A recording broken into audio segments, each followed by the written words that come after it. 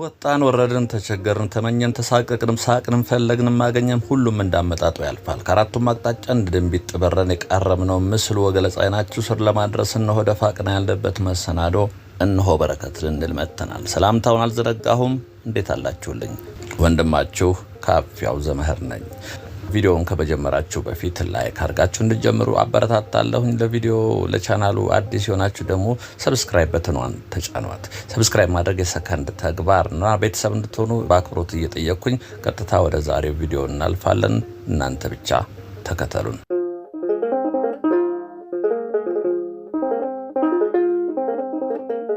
ሰላም ጤና ይስጥልኝ። ወዞዞ በቅሬ ወኬንድ ተወከነሆ እዚህ ዳግማዊት ምኒልክ ትምህርት ቤት ፊት ለፊት ተገኝተናል። አትንኩት ይመር ዛሬ ተከስቻለሁ። እንግዲህ ያለነው 4 ኪሎ አካባቢ ወደ ላይ ወደ 6 ኪሎ ወደ 5 ኪሎ ወደ 6 ኪሎ የሚወስድ ነው። በስተግራ በኩል የቅድስተ ማርያም ወዴት ነው? ይሄ ደግሞ ወደ ታች ወደ 4 ኪሎ እቺ ጠጠር ህንጻ የምትባላለች።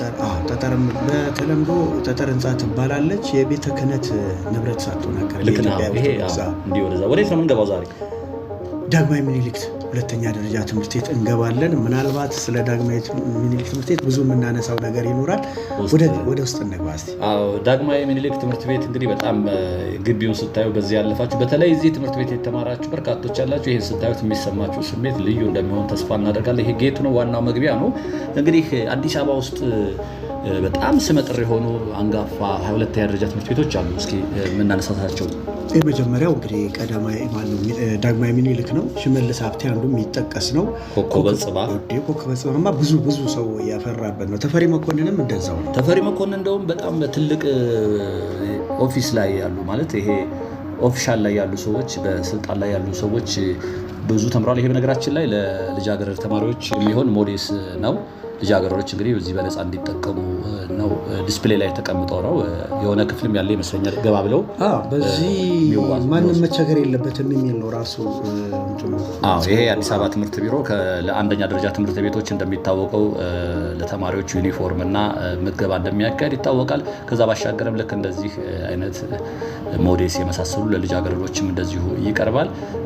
እንግዲህ ምኒልክ ትምህርት ቤት ዳግማዊ ምኒልክ ነው። ቅድም እንዳልነው እንግዲህ ሽመልስ ሀብቴ፣ ኮከበ ጽባህ እና በተለይ ተፈሪ መኮንን ትልልቅ ቦታ ላይ ያሉ ሰዎች እንግዲህ በታሪክ ፕሮፋይላቸው ሲዘከር ተፈሪ መኮንን የተማሩ ናቸው። ደጃዝማች ወንድይራድም እንደዚሁ መድኃኔዓለም ኮልፌ ኮምፕሬሄንሲቭ በርካቱ ተምረዋል። ኮተቤም ግን ይጠቀሳል። ብዙ ጊዜ ሁለተኛ ደረጃ የተማርኩት እዛ ነው የሚሉት ሰዎች ስሰማ ኮተቤ እንደዛ ነው ወይ ትላለህ? ቀደምት እንደዛ እንደነበረ ኮሌጅ ከመሆኑ በፊት ልክ ነው። ብዙ ሰዎች እዛ ተምረዋል።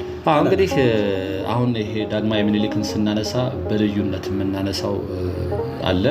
እሱን በኋላ በድምፅ እናሰማቸዋለን። ከዛ ባሻገር ግን ይሄ ለየት ከሚያደርጋቸው 4 ቦታዎች አሉ። አንዱ የደሴው ወይዘሮ ሲሂን ትምህርት ቤት ነው። ሌላው ይሄ ዳግማዊ ምኒልክ ሁለተኛ ደረጃ ትምህርት ቤት ነው። የናዝሬቱ አጼ ገላውዲዮስ አለ። ሌላው ብዙ ሰዎች የማያውቁት የአርሲ የራስ ዳርጌ ትምህርት ቤት ለየት የሚያደርጋቸው እነኚህ ትምህርት ቤቶች ሁለተኛ ደረጃ ትምህርት ቤቶች ልዩ የሆነ የማርች ባንድ በንጉሱ በኃይለ ሥላሴ ጊዜ የማርች ባንድ ተቋቁሞላቸው በትምህርት ቤት ውስጥ ነበረ። ቀዳሚም ብቻ ሳይሆኑ ምናልባትም ሙዚቃን ከትምህርት ጋር እያዋዙ የሚማሩም ናቸው። ብዙዎቹም ደግሞ ትልልቅ ቦታ ደረጃ እንደደረሱ ነው የሚነገረው። ቅድም እንዳልከው የራስ ዳርጌ ግን ብዙ ሰው አውቀውም እንጂ ከነዚህ አሁን ከጠቀስናቸው እድሜው ተመሳሳይ ነው። እንግዲህ እነዚህ ትምህርት ቤቶች ይሄ ማርች ባንድ አለ ማለት በታሪክ ተሰንዶ አይቀመጥም እንጂ በዚህ በማርች ባንድ ውስጥ የወጡ እጅግ በጣም በኢትዮጵያ ኪነጥበብ ታሪክ ውስጥ ግዙፍ ስፍራ ያላቸው አሉ። እርግጠኛ ነኝ በኮሜንት ላይ ትጽፉልናላችሁ። ዳግማዊ ምኒልክ ለምሳሌ በቅርብ ሄኖክ አበበ የሚባል ልጅ ከዚህ የወጡ ናቸው። እሱን ለዋቢነት ጠራ ነው እንጂ ከስር እናንተ በርካታ ጠሩላላችሁ። ኤርሚያስ አስፋው የሚባል እንደገና ከአፄ ገላውዲዮስ አዳማ። በነገራችን ላይ የገባን ክፍሎቹ እንግዲህ የተማረ እዚች ክፍል የተማራቸውን ትዝታቸውን እንድታዩት ነው። ወንበሮቹ አቀማመጦች አሁን ያለው ሁኔታ ምን ይመስላል የሚለውን ክፍሎቹን ያስታውሱ ነው። ምናልባት ተማሪዎቹ የሉም ወይ ላሉን የነበር ነው የሄድንበት አጋጣሚ ተማሪዎች ባልነበረበት ጊዜ በረፍት እሁድ ቀን ስለሆነ በረፍት ሰዓት ስለምናሳያችሁ ነው። እንግዲህ ዳግማዊ ምኒልክ የተማራችሁ አሴምብሊ መድረክ የኢትዮጵያ ሕዝብ መዝሙር የሚዘመርበት እዚህ ጋር ተሆኖ ይሄ ሜዳው ምኒልክ ሰፊ ነው፣ በጣም ሰፊ ነው። የሚገርመው ደግሞ አብዛኞቹ ክፍሎች በድንጋይ የተገነቡ ናቸው። ስታያቸው እድሳትም ብዙ የተደረገላቸው አይመስልም። ለምን መሰለ እንግዲህ እዚህ ጋር አድማጮችም እንዲረዱት ዳግማዊ ምኒልክ ትምህርት ቤት በቅርስነት የተመዘገበ ነውና ትምህርት ቤቱም ማደስ አይችልም፣ ማሳወቅ ነው የሚችለው። ታዘባችሁ ከሆነ በሮቹ አይታችሁ ከሆነ ማደስ ስለማይቻል እንደዛው ናቸው። ህንፃው ጥሩ ነው፣ ጥሩ ይዞታ ላይ ነው፣ ግን በሮቹን ለማደስም አይችሉም። ደብዳቤ ነው የሚጽፉት። አነጋግሬው ነበር እዛ ኃላፊውን። ለቅርስ ብዙ ጊዜ ደብዳቤ ጽፈናል ነው ምላሽ አልተሰጠንም ነው የሚለው።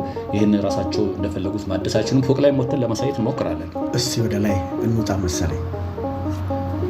እንግዲህ ማርች ባንድ እንደ ትልቅ ነገር ካነሳ ነው አይቀር የተለያዩ የማርች ባንድ ሙዚቃ ብዙ ተግባራትን ሰርተዋል። በዚህ ብዙ በተለይ ኮሎኔል ሲሳይ ከትምህርት ቤት ተነስቶ ትልቅ ደረጃ የደረሰ ነው። እስከ መከላከያ ሙዚቃን እስከ መምራት ደረጃ የደረሰ ከማርች ባንድ ከትንሹ ተነስቶ እንግዲህ አንዳንድ ሰው ደግሞ በፓሽን ነው የሚሰራው። ይህ ከታች በትምህርት ቤት በነገራችን ላይ ኮሎኔል ሲሳይ አነሳን እንጂ እንደ ኮሎኔል ሲሳይ በቅርብም ሀረር ላይም እንደዚሁ የድሮውን የቀድሞውን ማርች ባንድ ለማምጣት ጥረት የሚያደርጉ ሰው ነበሩ።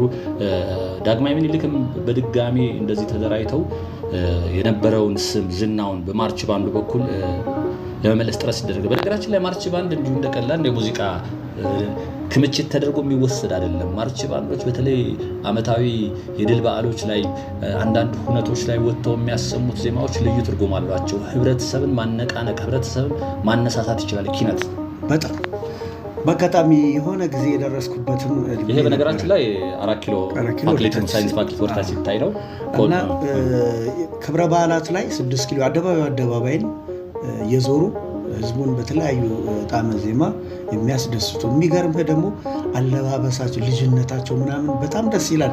የሆነ እድሜ እንግዲህ ወደ 70 መጨረሻውም ላይ የተወሰነ ከማቆሙ በፊት የሚኒሊክ ባንድ 6 ኪሎ 4 ኪሎ እና አደባባዮቹን ጊዮርጊስን የሚኒሊክ አደባባይን ዞሮ የሚመጡበት ሁኔታ እንደነበረ አስታውሳለሁ። እንኳን ባንዶቹ በጣም እንግዲህ ትልቅ ስራ ነበር ኪነት ይታወቃል። እንግዲህ በማንቃት በማደራጀት በኩል ህዝብን አንድ በማድረግ በማነሳሳት በኩል ከፍተኛ ተግባር እንዳለው ይታወቃል። እና እነኚህ ማርች ባንዶች አሁን የታሉ ለማለት ነው። እግረ መንገዳችን እስኪ ካላችሁ አላልን በሉን፣ መተንም ብንጎበኛቸው ፕሮግራም መስራት እንችላለን። ወደ ቀድሞ ብንመለስ አንዳንድ ትምህርት ቤቶች ስካውት አባላት ስካውት ብዙ ትምህርት ቤቶች ነበረ። እኔ ምናልባትም በስራ አጋጣሚ አሁንም ድረስ ያለው የመድኃኔዓለም ጉለሌው ማለት ነው አንደኛ ደረጃ ትምህርት ቤት በጣም የተጠናከረ የስካውት እስካሁን ድረስ እንደነበረ አስታውሳለሁ። እንደውም ቅድም የረሳነው ወደኋላ ላይ ከመጡት ደግሞ ሃይ ስኩሎች መድኃኔዓለም አይረሴ ነው። በተለይ መድኃኔዓለም የተማራችሁ ሰዎች እንግዲህ በተለይ ማን ነው ድምፃዊ እንዳይጠፋብኝ ወንድሙ ጅራ መድኃኔዓለም ትምህርት ቤትን እንድናፍቀው የተማርኩበት ያህል እንዲሰማኝ ያደረገ አንድ ዘፈን አለው። መድኃኔዓለም የኔ ትዝታ የሚል ዜማ አለው። ሰምታችሁ ታውቃላችሁ? እና እሱን ዜማ ሰማ የሆነ ነገር ውርር ያደርገኛል። ኢቨን ልጆቹ በኢንተርቪው ላይ ተናግሯል። በዛን ጊዜ የነበሩ ልጆች ናቸው እንትና በቅጽል ምናምን የት ስማቸውን ይጠራል። ትክክለኛ ስማቸውን እናንተና የት ናቸው ጓደኞች እና ካሉበትም ደውለውልኛል ብሏል። እስኪ ግን ስለ ዳግማዊ ምኒልክ የተሰራች አጭር ዘገባ አለች። እሷን እስኪ ወደ አድማጮች አድርሰን እኛ ተመልሰን እንመጣለን።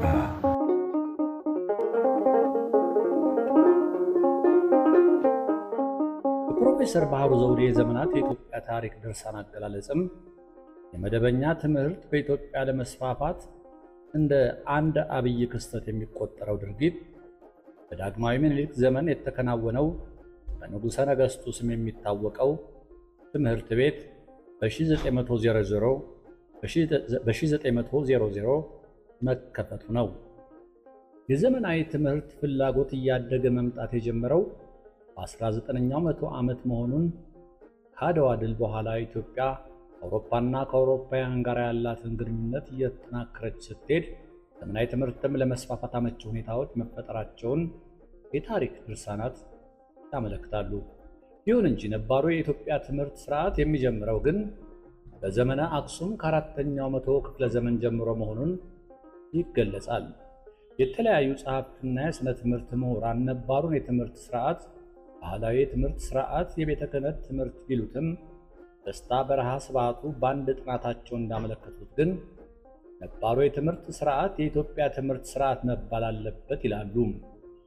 ስለዚህም ማገናዘቢያቸው እስከ 20ኛው መቶ ክፍለ ዘመን መባቻ ድረስ የኢትዮጵያ ትምህርት በተማከለ ወይንም ባልተማከለ መልኩ በተለያዩ አካላትና ተቋማት አስተዳደር ስር መከናወኑ ነው። በ19ኛው መቶ ክፍለ ዘመን መገባደጃ ከዘመናዊነት ጋር የተያያዙ ባቡር፣ ሆስፒታል፣ ባንክ፣ መኪና የመሳሰሉት በኢትዮጵያ መከሰትን ተከትሎ ከውጭ ሀገሮች ጋር የተፈጠረው ግንኙነት አኳያ ዘመነ ምኒልክ ብዙ ትሩፋቶችን አስገኝቷል። ከነዚህ መካከል በአዲስ አበባ ከተማ ዘመናዊ ትምህርት ቤት መከፈቱ አንዱ ተጠቃሽ ነው። 4 ኪሎ ሪበከንቱ አፋፍ ላይ በአሁኑ ጊዜ በኮንዶሚኒየሞች መካከል ተሰንጎ በሚገኘው የቀድሞ የንጉሠ ነገሥቱ አማካሪ የሙሴ ኤልግ መኖሪያ ቤት በነበረው ትምህርት ቤቱ መከፈቱ ይታወሳል። የትምህርት አይነቱም አማርኛ፣ ግዕዝ፣ ፈረንሳይኛ፣ አረበኛ፣ ጣሊያንኛ፣ ሂሳብ፣ ሳይንስና ስፖርትን የያዘ ነበረ። ንጉሠ ነገሥቱ ልጁን የማያስተምር ወላጅ ሀብቱ እንዲወረስ እስከ ማወጅ የደረሱት የመማር ፍላጎቱ ውስን በመሆኑ መኳንንቱ አሽከሮቻቸውን እንዲያስተምሩ ማዘዛቸውም ሰነዶች ያሳያሉ። 108 ዓመታት ያስቆጠረውን ይህን ታሪካዊ አጋጣሚ ነው የኢትዮጵያ ዘመናዊ ትምህርት ጅማሬ አንድ ማዕዘን ድንጋይ ሆኖ እየተጻፈ የሚገኘው።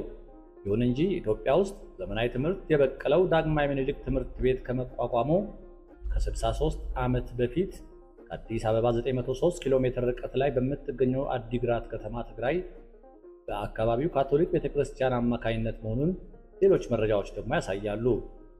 አዲግራት ዩኒቨርሲቲ አዘጋጅቶት በነበረው በአንድ ወቅት አንድ አውደ ጥናት ላይ በጉዳዩ ላይ ጥናት ያቀረበው አቶ ሙሉወርቅ ኪዳነ ማርያም በኢትዮጵያ የመጀመሪያው ዘመናዊ ትምህርት ቤት የተከፈተው ታኅሳስ 1 ቀን 1837 ዓ.ም አዲግራት ከተማ ዳርቻ በሚገኝ ጎላአ መሆኑን ትምህርት ቤቱንና አሊቴናን በሚመለከት የተዘጋጁ ሰነዶችን በማጣቀስ እንደዚሁ መግለጻቸው ይታወሳል። ኢትዮጵያውያንን ጨምሮ 5 መምህራን የያዘውና በፋዘር ቢያንቸሪ በሚመራው የጎላአ ትምህርት ቤት ስራውን የጀመረው በ13 ወንድ ተማሪዎች ነበረ። ይሰጥ የነበረው ትምህርት አይነትም ግዕዝ፣ አማርኛ፣ ላቲን፣ ቴዎሎጂና ስነ ቅርጽ ሲሆን የማስተማሪያ ቋንቋ በአብዛኛው አማርኛ እንደነበረ የቀድሞው የጽንሰታ ትምህርት ቤት ምክትል ዳይሬክተርና መምህር የሆኑት የአሊቴና ቅድስተ ማርያም ካቶሊካዊ ገዳም አስተዳዳሪ አባ ኃይለ ሀጎስ ያደረጉት ጥናት ያሳያል። በለአ በሪ ዘመናዊ ትምህርቲ በሚል ርዕስ በጸጋዬ ሐዱሽ የቀረበው ጽሑፍም ይህንኑ ያጠናክራል።